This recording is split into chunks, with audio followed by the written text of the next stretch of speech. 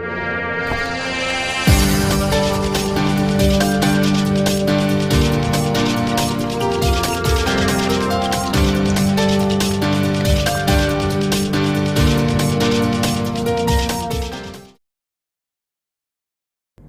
Reddy Mittapalli YouTube ఛానల్కి స్వాగతం.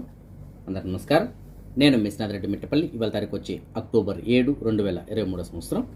ఇవాళ ముఖ్యాంశాలకు వచ్చినట్టయితే, కువైట్లో ఇవాళ తెల్లవారుజామున ఒక విషాదకర సంఘటన చోటు చేసుకుంది. మన భారతదేశానికి సంబంధించిన ఒక వ్యక్తి ఈ ముబారక్ ఆల్ కబీర్ ప్రాంతానికి ఎదురుగా ఉన్నటువంటి ఫహిల్ ఎక్స్ప్రెస్ వే ఏదైతుందో ఇక్కడ రోడ్డు దాటుతూ ఉండగా ప్రాణాలు కోల్పోయాడు. దీనికి సంబంధించిన కొన్ని విషయాలను మనం చూసినట్లయితే, ప్రస్తుతానికి అందినటువంటి సమాచారం మేరకు ఒక 2 వెహికల్స్ రోడ్డు పైన ఒకదాన్ని ఒకటి ఢీకొనడంతో అందులో ఒక వెహికల్లో నుంచి బయట వచ్చినటువంటి డ్రైవరు రోడ్డుకి అటువైపు డివైడర్ దాటి అటువైపు వెళ్ళి వెహికల్స్ని ఆపడానికి ప్రయత్నం చేశాడు. అయితే ఎవరు కానీ వెహికల్స్ ఆపలేదు, కానీ ఇతను రోడ్డు మధ్యలోకి వెళ్ళిపోయాడు. ఆ క్రమంలో పోర్చుగీస్కి సంబంధించినటువంటి ఒక డ్రైవర్ ఇతన్ని ఢీకొనడం జరిగింది. ఆ ప్రమాదంలో అతను అక్కడికక్కడికి ప్రాణాలు కోల్పోయినట్టు తెలియజేస్తుంది. అంటే వెంటనే పోలీసు వాళ్ళు సమాచారం అందించారు. పోలీసు వాళ్ళు పారామెడికల్ సిబ్బంది అక్కడ చేరుకున్నారు. కానీ అప్పటికే అతను ప్రాణాలు కోల్పోయినట్టు తెలియజేశారు. ఆ బాడీని ఫారెన్సిక్ డిపార్ట్మెంట్కి అప్పచెప్పారు. అయితే ఇతను అటువైపు నుంచి ఇటువైపు ఎందుకు దాటి వచ్చాడు, అసలు మెయిన్ కారణం ఏమిటి అనే దాని గురించి ఇంకా పూర్తి వివరాలు అయితే తెలియాల్సి ఉంది.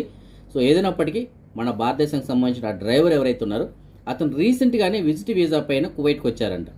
మరి ఇవన్నీ ఎలా జరిగాయి ఏంటి అనేది ఇంకా పూర్తిగా వివరాలు అయితే తెలియాల్సి ఉంది. విచారణలు అవన్నీ తెలుస్తాయి. తెలిసిన తర్వాత నేను మీకు తెలియజేస్తాను.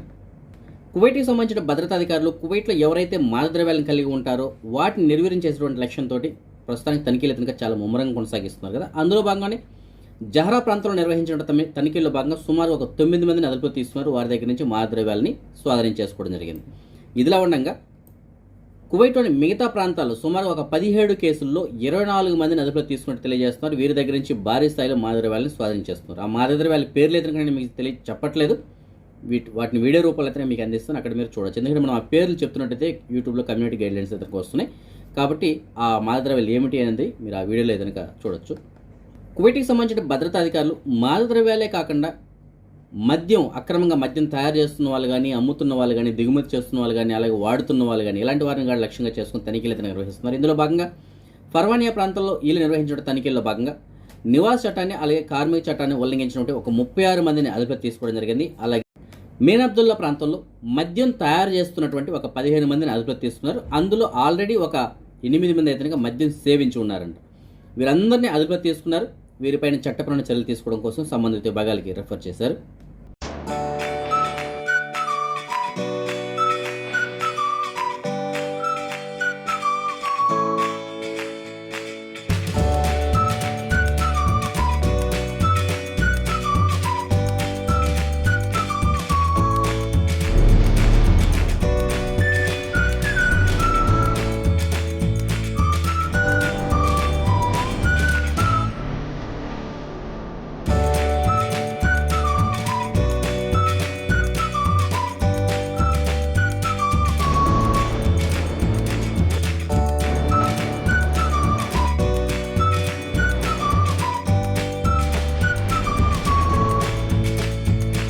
కువైట్ సోషల్ మీడియాలో ఒక వీడియో కనుక వైరల్ అయింది. కొంతమంది యువకులు ఇతరుల ప్రాణానికి హాని కలిగించేలాగా రోడ్లపైన కారు రేసింగ్ ప్రారంభించారు. ఈ వీడియో కాస్త వైరల్ అయింది. దాంతో ఇది కువైట్కి సంబంధించినటువంటి జనరల్ ట్రాఫిక్ డిపార్ట్మెంట్ వాళ్ళు ఎవరైతే ఉన్నారో వాళ్ళు వీరిపైన చర్యలు తీసుకోవడం జరిగింది. ఆ వెహికల్స్ని స్వాధీనం చేస్తున్నారు. అలాగే వారిపైన చట్టపరమైన చర్యలు తీసుకోవడం కోసం సంబంధిత విభాగాలకి రెఫర్ చేశారు. మరి అంతే కదా, పబ్లిక్ రోడ్లపైన ఈ విధంగా కారు రేసులు పందాలు కనుక పెట్టినట్లయితే మిగతా వాళ్ళ పరిస్థితి ఏమిటి, జరిగినట్లయితే ఎంతమంది ప్రాణాలు పోతాయి. సో ఆ కారణం చేత వీరిని ప్రస్తుతానికి అదుపులో తీసుకున్నారు. మహబూలా ప్రాంతంలోని ఒక అపార్ట్మెంట్లోని 3వ అంతస్తులో నిన్న సాయంత్రం మంటలు చెలరేగాయి. ఈ సమాచారం అందుకున్నటువంటి ఫహిల్ మరియు కురైన్ ప్రాంతానికి సంబంధించినటువంటి అగ్నిమాపక శాఖ వాళ్ళు హుటాహుటిన అక్కడ చేరుకొని ఆ చుట్టుపక్కల ఉన్న వాళ్ళని ఖాళీ చేయించారు. అలాగే ఆ మంటలను కూడా అదుపులో తీసుకోవడం జరిగింది. ఈ మంటల కారణంగా ఎవరికి కానీ ప్రాణహాని కానీ అలాగే తీవ్రమైనటువంటి గాయాలు కానీ కాలేదని చెప్పేసి వాళ్ళు తెలియజేశారు.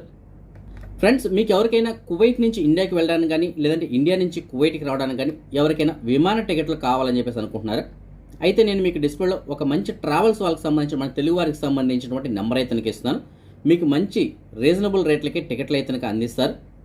ఒకవేళ మీరు కువైట్లో ఉండి కువైట్ డబ్బులు మీ దగ్గర లేకుండా ఉంటే ఇండియా డబ్బులు ఇస్తామన్నా సరే వాళ్ళు ఇండియా డబ్బులు అయితే మీరు ఫోన్పే కానీ ఇలాంటి వాటి ద్వారా ఇచ్చినా సరే తీసుకుంటారు. లేదు మీరు ఇండియాలో హ్యాండ్ ఓవర్ చేస్తామన్నా సరే వాళ్ళ అకౌంట్లో వేస్తామన్నా సరే తీసుకుంటారు. లేదు మీరు ఇండియాలో ఉన్నారు కువైట్ డబ్బులు ఇస్తామంటే ఇక్కడైనా సరే తీసుకుంటారు, ఇబ్బంది లేదు. సో మన తెలుగువారే కాబట్టి మీకు మంచి రీజనబుల్గా రేట్లకే టికెట్లు అయితే అందిస్తారు. మీకు ఎవరికైనా సరే విమాన టికెట్లు కావాలనుకుంటే మీకు డిస్ప్లే ఉంటుంటే మరి కాల్ చేయండి, పూర్తిగా కనుక్కోండి, మీకు కావాల్సిన టికెట్స్ని బుక్ చేసుకోండి. చైనాలో జరుగుతున్నటువంటి 19th ఏషియన్స్ గేమ్లో కువైట్కి సంబంధించినటువంటి ఫహద్ ఆల్ అజ్మీ అనేటువంటి ఆయన కరాటీలో 67 కేజీల విభాగంలో బంగారు పతకాన్ని సాధించాడు. ఇదిలా ఉండగా మన భారతదేశం కూడా పథకాల పంట పండిస్తుంది. ఇవాళ 6 బంగారు పథకాలతో పాటుగా 12 పథకాలని స్వాధీనం చేసుకుంది. ఇప్పటి వరకు మొత్తం 107 పథకాల రంగా, అందులో 28 బంగారు పథకాలు, 38 వచ్చి వెండి పథకాలు మరియు 41 కాంస్య పథకాలు ఉన్నాయి. సో పథకాల వేటలో కనుక ఈసారి మొదటిసారిగా మన భారతదేశం 100ని క్రాస్ చేసింది. మొత్తం 107 పథకాలని కైవసం చేసుకుంది.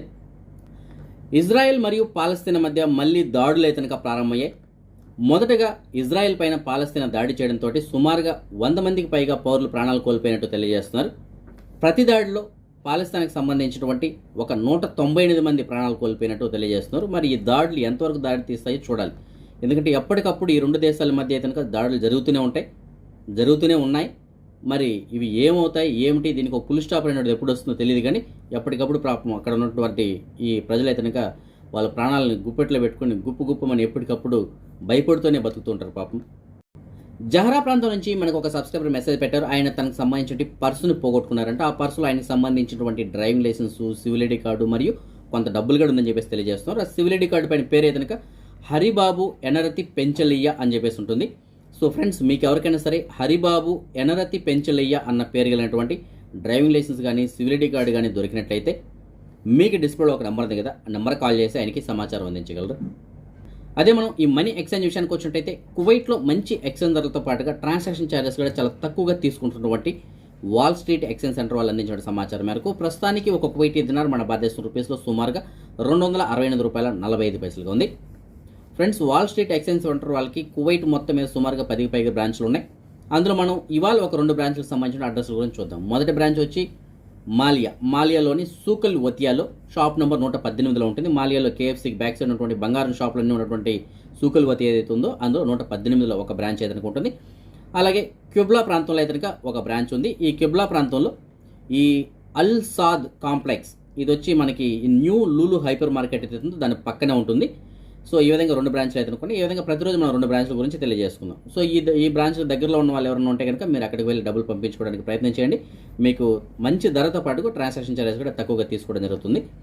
అదే మనం బంగారం విషయానికి వచ్చినట్టయితే మాలియాలో ఉన్న సూకల్ వతియాలో ఉన్నటువంటి షాప్ నెంబర్ 121లో ఉన్న ఎఫ్కే జ్యువెలర్స్ వల్ల మనకి అందించిన సమాచారం మేరకు 22 క్యారెట్ల బంగారం నిన్నటికి ఇవాళకి ఒక గ్రామ్ పైన సుమారుగా ఒక మియా పిల్స్ మళ్ళీ పెరగడంతో ప్రస్తుతానికి ఒక గ్రామ్ ధర 17 దినార్ల 750 పిల్స్ ఉంది. అది 24 క్యారెట్ల బంగారం ఉండగా బిస్కెట్ రూపాయల బంగారం ప్రస్తుతానికి ఒక గ్రామ్ ధర 18 దినార్ల 497 పిల్స్గా ఉంది. సో ఇవి ఫ్రెండ్స్ ప్రస్తుతానికి ఉన్నటువంటి అప్డేట్స్. రేపు రాత్రి 9 గంటలకు వచ్చిన వీడియోలో మరిన్ని అప్డేట్స్ కలుసుకుందాం. అంతవరకు సెలవు. జై హింద్.